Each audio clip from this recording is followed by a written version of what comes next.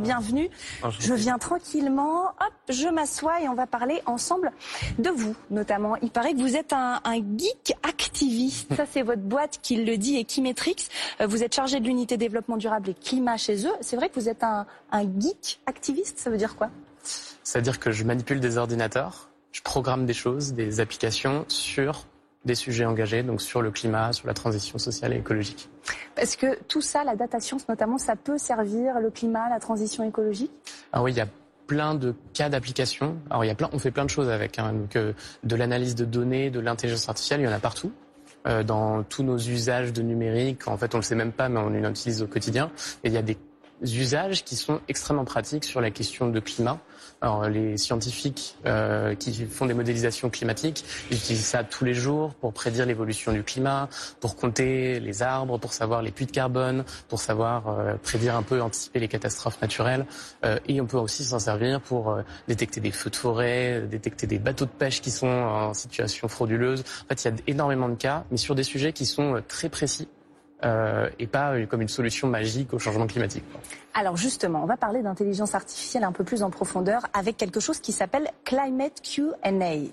Ça, c'est, dit-on, l'intelligence artificielle au service du climat. C'est une espèce de chat GPT, si vous connaissez cette application à laquelle on peut poser des questions sur Internet et qui nous répond. Mais spécial climat, en quoi ça consiste très précisément? Comment vous avez monté ça? Alors c'est un outil qui est gratuit. Qu'on a développé dans mon entreprise qui permet de poser n'importe quelle question sur des sujets écologiques, sur le climat, sur la biodiversité, sur l'énergie, sur l'hydrogène, comme on en parlait avant, et d'avoir une réponse qui n'est pas inventée par un outil, mais qui est sourcée uniquement sur des rapports scientifiques, et donc notamment qui va répondre uniquement sur les rapports du GIEC et sur les rapports de l'IPBES, le consortium. C'est le GIEC biodiversité. Exactement. Pourquoi vous avez décidé de créer ça? C'était pas suffisant d'avoir des chats GPT classiques, on va dire? Ah non, en fait, ça répond un peu à côté, en général. Ça répond quelque chose d'un peu moyen, donc ça donne peut-être une idée, mais en tout cas, c'est pas du tout représentatif de l'état des connaissances scientifiques sur le sujet. Et ce qu'on s'est rendu compte, c'est que d'un côté, on avait ces rapports justement scientifiques qui font 14 000 pages, si on prend le 6e rapport du GIEC, qu'en fait, personne ne lit vraiment dans le détail, à part le résumé, et encore. Et quand on rentre dans le détail, quand on va à page 4094 qui va parler de l'hydrogène, ça va l'expliquer dans des termes qui sont pas forcément faciles si jamais on le trouvait. Et donc en gros, il y avait cette idée-là de se dire est-ce qu'on peut manipuler ces technologies-là pour faire en sorte de vulgariser, de transmettre cette connaissance scientifique au plus grand nombre. Et on voit aujourd'hui que le grand public commence à s'en saisir pour poser des questions très précises, mais qui vont rentrer vraiment dans les détails scientifiques du sujet. On a même une version enfant maintenant qui est très pratique pour ça. Ah bah vous me l'avez pas envoyée celle-là, faudrait que je la teste. Ça marche très bien, c'est même pour nous adultes d'ailleurs, ça permet de vulgariser des sujets. Mais on voit aussi, et ça c'est notre plus grosse surprise et plaisir, que des scientifiques s'en servent pour vulgariser des sujets, notamment pour transmettre à des personnes qui leur posent des questions, et beaucoup de journalistes aussi pour fact-checker des informations sur base de science, quoi, pas sur une base d'un algorithme pur et dur. Alors justement, en avril dernier, le Média Vert, à qui vous avez répondu notamment, a fait tester votre outil à celle qui à l'époque était coprésidente du groupe 1 du GIEC. Je vous parle de Valérie Masson-Delmotte. Elle y voyait un intérêt, mais elle avait soulevé 2 points importants. D'abord, l'algorithme devrait partir des résumés pour les décideurs du dernier rapport du GIEC. En fait, c'est un condensé et c'est ce sur quoi se basent les politiques quand ils font les COP. Ça permettrait, disait-elle, de respecter la hiérarchie des informations présentées. Et puis elle disait l'outil n'interroge pas les notes de bas de page qui contiennent aussi des informations importantes. Est-ce que ça, vous avez déjà pu le changer? Est-ce que vous en tenez compte? Est-ce qu'effectivement, ça peut améliorer cet outil? Alors bien sûr, on a eu beaucoup de retours de beaucoup de gens. Il y a des dizaines de milliers de personnes qui l'ont utilisé à travers le monde. Et les retours de Valérie Masson-Delmotte et des autres autrices des rapports du GIEC, on les a tout de suite implémentés. Donc aujourd'hui, ça prend effectivement tout ça en compte. Et il y a encore plein de choses à faire. Par exemple, une autre demande que nous avait faite, c'est est-ce qu'on saurait remonter les figures, les graphiques, les liens vers d'autres publications scientifiques permettant de croiser et pas juste de vulgariser une connaissance, mais aussi d'aider et aller plus loin dans cette recherche-là. Aujourd'hui, c'est les sujets sur lesquels on travaille. Est-ce que ça démontre aussi cette intelligence artificielle, ce qu'on appelle le greenwashing ou éco-blanchiment? Alors ça permet de s'en servir aussi là-dessus. On voit effectivement que si on cherche une information et qu'on se dit est-ce que c'est intéressant ou pas, en fait c'est parfois extrêmement dur de trouver une justification de est-ce que oui c'est un vrai sujet ou un faux sujet. Et effectivement, en fait, si on regarde la science, il y a plein de choses qui ont été catégorisées et d'aller chercher page 4000 des rapports du GIEC, ça permet très souvent de se rendre compte, d'accord, c'est un petit sujet, c'est important de le traiter, mais en fait c'est peut-être pas le sujet principal. Donc c'est effectivement un des usages de cet outil-là.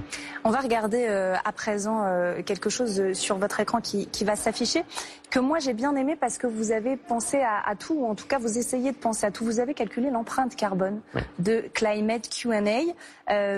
C'est beaucoup plus chargé comme empreinte carbone qu'une simple recherche sur un moteur de recherche en fait. Aujourd'hui, oui, mais comme plein d'usages numériques. Et c'est important d'avoir ça en tête parce que c'est la question qu'on nous pose le plus souvent. Et en général, on ne comprend pas très bien où sont les impacts de l'intelligence artificielle. Si je prends au global, notre outil, avec 30 000 utilisateurs aujourd'hui, il a fait 15 kg de CO2, ça équivaut à 2 repas végétariens. Donc en fait, c'est à la fois anecdotique, mais c'est quand même plus que des recherches Google. Donc en gros, si on avait des millions d'utilisateurs qui l'utilisaient, on serait très content parce qu'on aurait peut-être réussi à apporter de l'information climatique à beaucoup de monde, mais ça commencerait à devenir un sujet sur lequel ça consommerait un peu trop. Et au global, avec l'intelligence artificielle, c'est un peu ça le sujet. C'est encore très petit, mais ça grossit très très vite. ChatGPT, c'est l'outil numérique qui a eu le plus d'utilisateurs. En 5 jours, on a atteint le million d'utilisateurs. Et 2, ça peut aussi être très utile pour augmenter des consommations.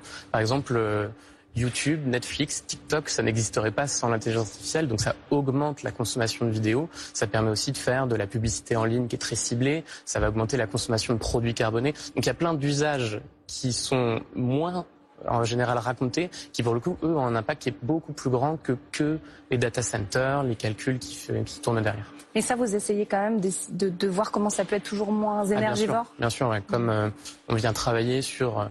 Ça peut être où est-ce qu'on met les données, quel type d'algorithme on utilise. Et très souvent, on ne va pas que utiliser des choses qui sont très consommatrices de ressources. Même en pratique, on n'en utilise pas.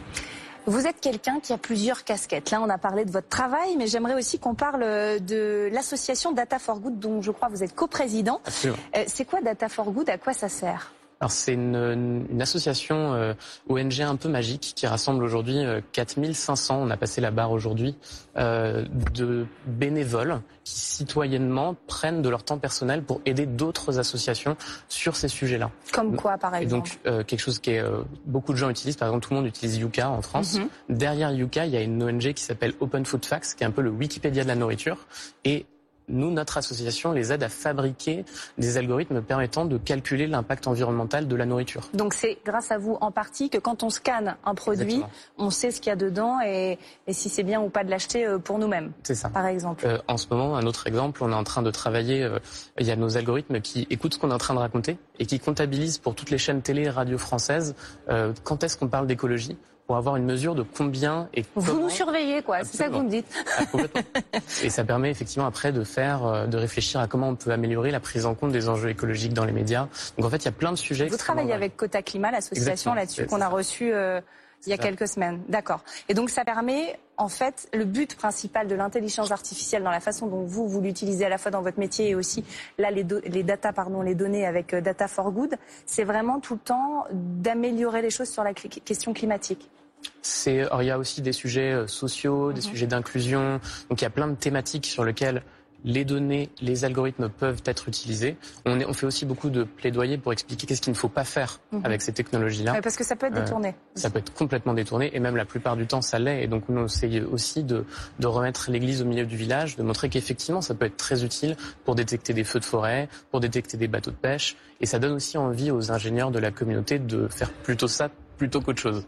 On en vient à votre carte verte, Théo Alves da Costa. Qu'avez-vous choisi ?